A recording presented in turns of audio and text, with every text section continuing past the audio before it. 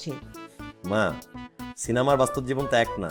ভূত এসে বাসায় তোমাকে ধরবে না, তুমি নিশ্চিন্ত থাকতে পারো। এ, সিনেমার বাস্তবে এক না না? তোর রেহানা খালার কথা মনে আছে না?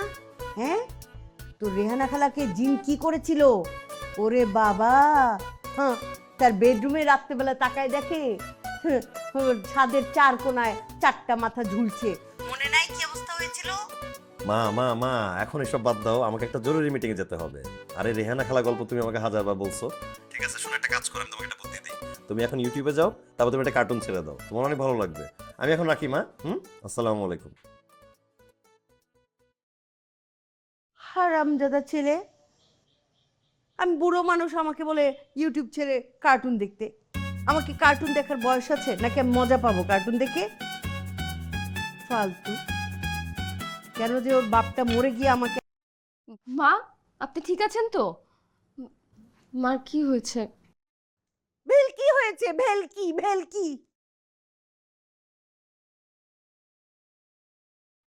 আসলে হঠাৎ করে একটা মিটিংয়ে আটকে গিয়েছিলাম।